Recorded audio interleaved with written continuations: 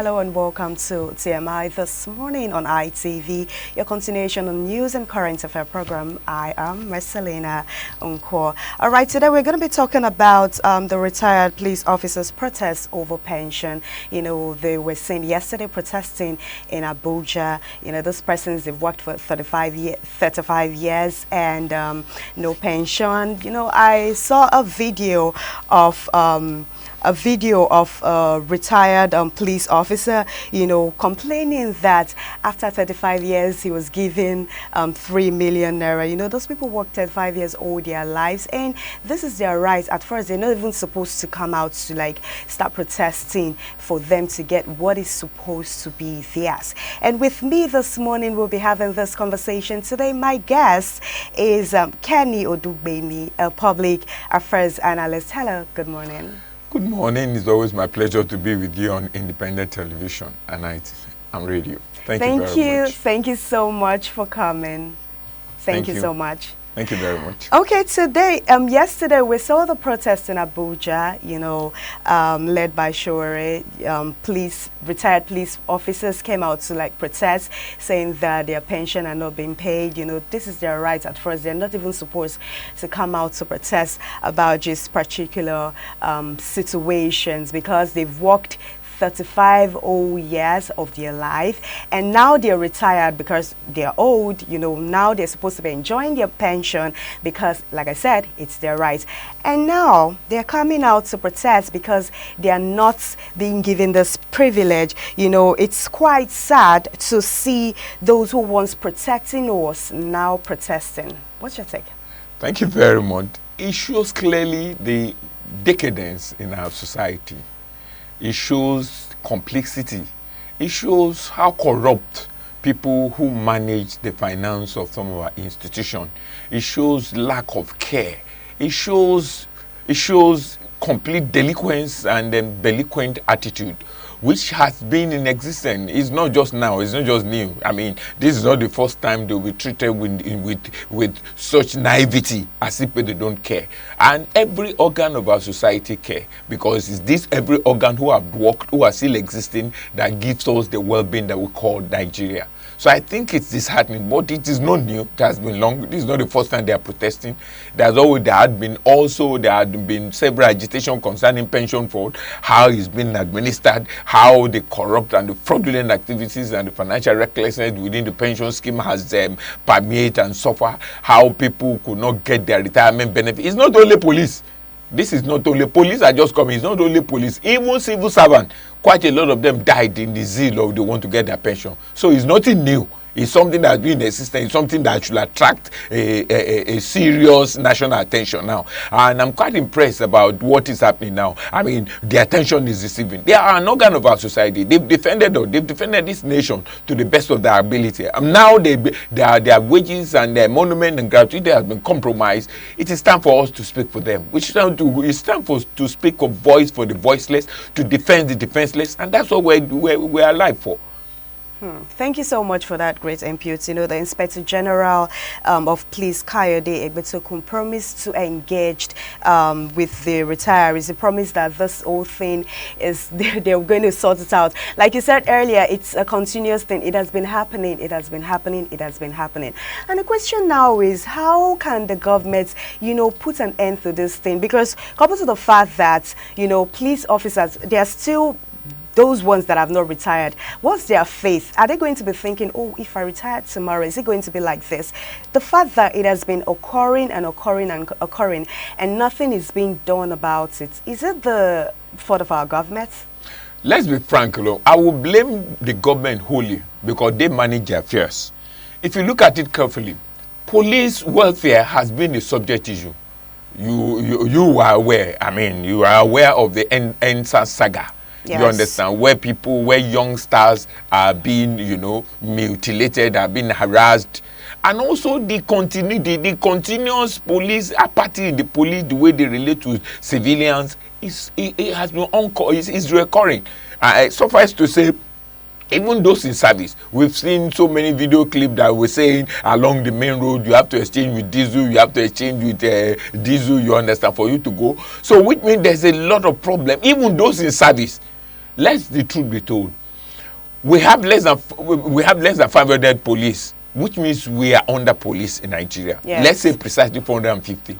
450 out of 450, I can tell you over 150,000 are for the who is who in the society. Talk less of the politician, the political elite, and people in the police force now have to juggle to be allocated such opportunity.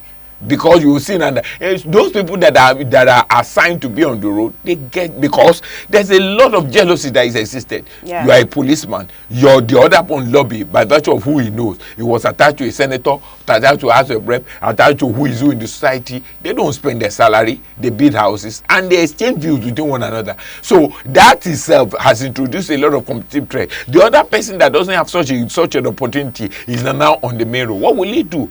Because I'm not supporting it. That's what is promoting the land of extortion. You mean this whole thing happening, it's not affecting all the police officers, I mean all the retirees, because some of them are, like, have connections and all of that? No. Let me make a distinction. Retiree is a retiree. Once you are out of service, you are not within the service. You don't enjoy the benefit. I'm only saying that. I'm only, giving an overview that even within the police force, there is a lot of apathy with them.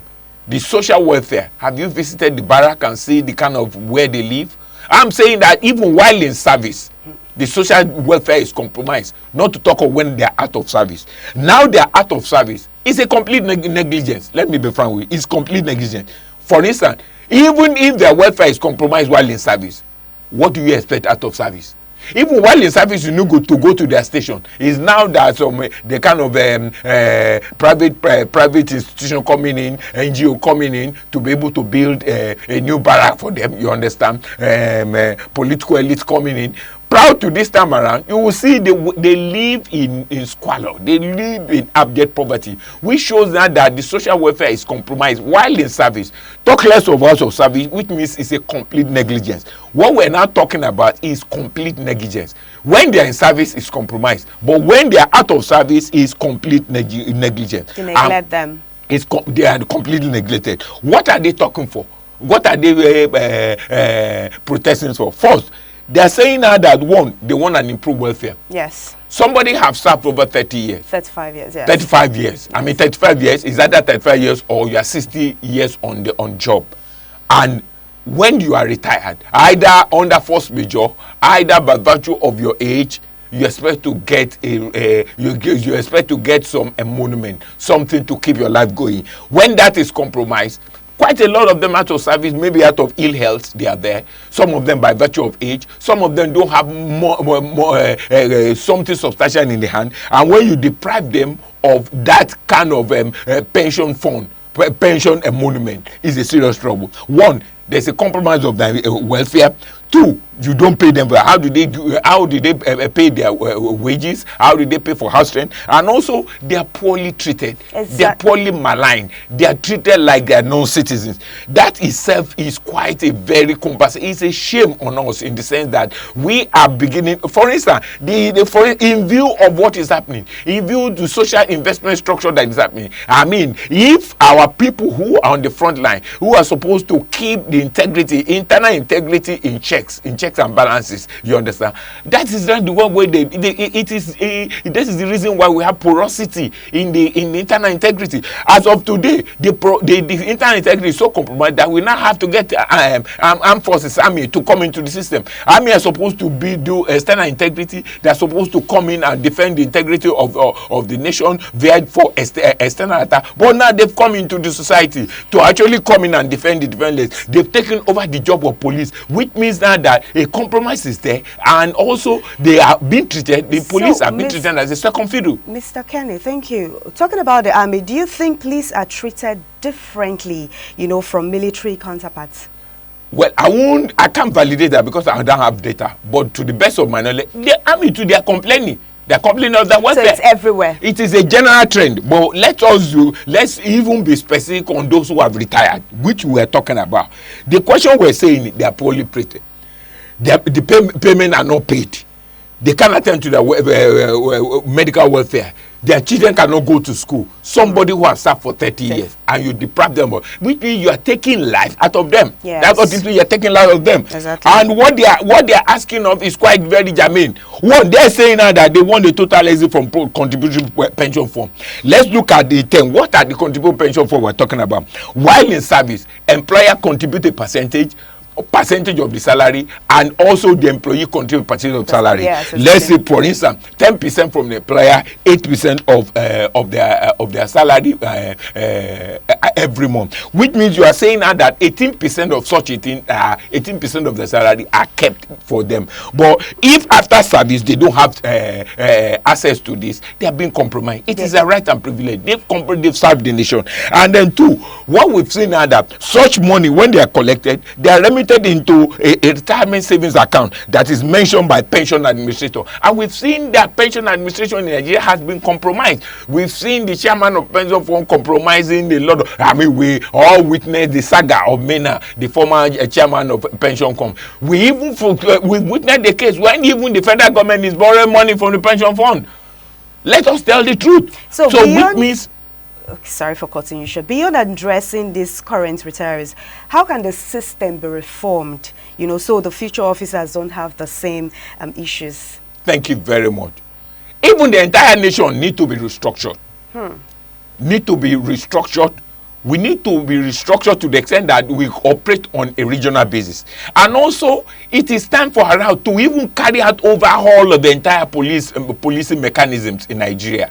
We've seen that the 450,000 has not been effective because almost over 200,000 goes to who is who in the society, which means we are under police. So we're saying now that the restructuring should first start. Let us come and restructure and have a federal police, state police, community police, where they will be catered for at different levels. That is one thing. Restructuring, at least, is also that we don't continue to compromise our security integrity. Then secondly, they are saying now that they want an exit from police contributing pension fund. Yes, they want an independent police pension board for themselves.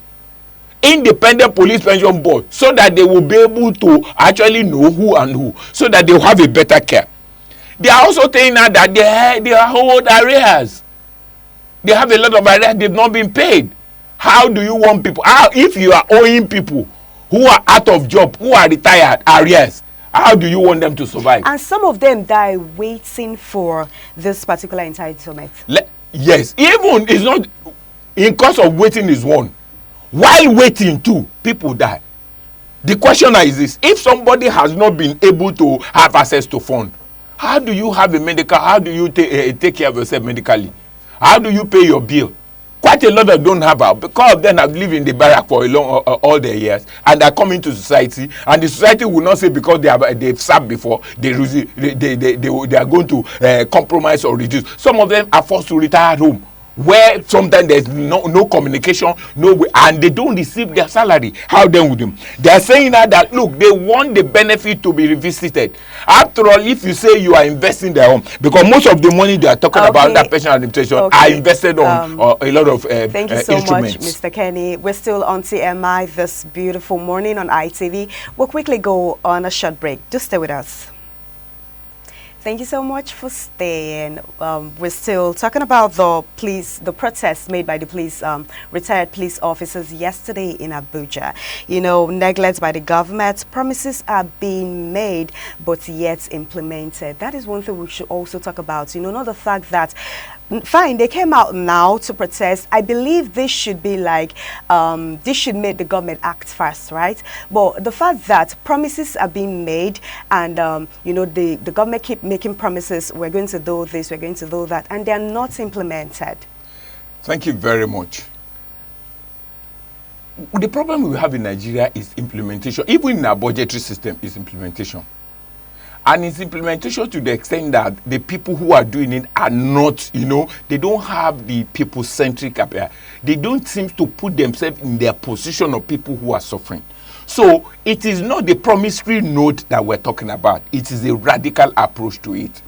I think the entire welfare structure of the retired police officer should be separated from the conventional police. And they should be separated from the normal contributory fund. They are saying now that they want to exit themselves for police contributing fund, because at the end of the day, they've not been able to get them. They want to be independent of them. They want the government to scrap the contributing pension fund, because it has not really, I mean, they contribute. At the end of the day, they've not been able to get them. They are even saying now that the gratuity after has not been paid. So I'm saying now that one, government need to first look into overhaul the entire police force, conventional and retired, because it is those who are in the service today that will retire tomorrow. We don't want the case when they treat the people of the retired and the people inside are neglected. There should be an entire overhaul of the entire system with a view to know what is going on within the police contributing pension scheme. I will suggest a forensic audit of the entire police contributing pension scheme. You said something about government putting these people in their shoes. You think they will do that? Because the thing is, this government, they came in to serve Nigerians, to serve the citizens, right? And you're talking about putting people in their shoes, because first of all, this one thing we should look out, or one thing we should consider, is that this retired police people or civil servants or people that are supposed to be getting pensions but they are not getting it, you know, they're old, right? They've worked all their lives, and now it's time for them to rest, you know, and start enjoying their pension. But unfortunately, with what we are seeing, and these people have families, they have bills to pay, they have family to take care of, they have themselves, their health to take care of, and the government is, you know, they keep coming out, people keep coming out, keep complaining about a particular thing over and over again, and the government is still not doing anything about it. I don't know, do you think we can just wake up one morning in Nigeria and everything will just be okay? Thank you very much. I wouldn't agree totally that government is not doing anything, because let's have a balanced approach to it. It is true that general complaint. I wouldn't want to submit to the fact that government is not doing anything. Maybe we will say they are not responding as fast as they should ought to be. Let's pick this particular example, for instance. The pension contributing fund has been in existence for long. I'm saying subsequent administration ought to have dealt with some of these issues. That shows now that the neglect is from the top. That shows now that there's no reliance within the system. That shows that the entire structure have even neglected the welfare. Neglecting the welfare is a common phenomenon with police. That's why the police has not been well structured. They've not been able to do what they're supposed to do. If they have a robust welfare, they won't come and be able to harass people. Just like you compare our police with abroad. Yeah. There are different levels of police. There's a federal police, there's a state police, there's a community police. In fact, there are people within they maintain district police, there's a territorial police. We're saying now that if truly we're saying we're doing democracy should look into where do we have problem? This is a problem with. Why are we not restructuring police? Because we need to first go to the root of it. It is not, you know, when you have a tree has a root. If you don't deal with the problem with the root, you are more or less talking about the leaf, talking about branches. If the root is compromised, it means it will still compromise them. What we're saying, it is time now for government to extract the entire police structure, to be able to create some level of sanity. Now, there is a general complaint now. Protest is an inalienable right of every citizen. And protest is inevitable in a situation and circumstances that are compromises in the service they ought to have received, they've not received. So I'm saying now that the current IG has been very proactive. It is true, we might say he has not responded in all facets. Everything is manifesting. You know, when the decadence has been many decades, I'm talking about over 30 years. At least I'm old enough to be able to know the problem that in the police force is not new. What we're saying is, let there be an accelerated approach to the issue of police. Let that be full restructuring. Let there be a forensic audit of the pension contributing fund to be able to know what is really happening. Because without them knowing the flow, the financial flow, without them knowing what is stopping the payment. They won't be able to get the issue. And we hope they act fast. The government acts fast. Coupled to the fact that they came out yesterday to cooperate to protest, we hope they act fast. You said something about democracy. Do we really practice democracy in this country? Yes, we have democracy, but it's our own style of democracy. Our own style of democracy is a mix of democracy with electrocracy. Because one, we copy democracy, but what we are practicing is not the full-time democracy that give us what we call true federalism. And to the best of my knowledge, we are not running a unitary system. All right, thank you so much, Mr. Kenny Odugbemi. Thank you for coming today, so we have these conversations together. Okay, the conversation still continue.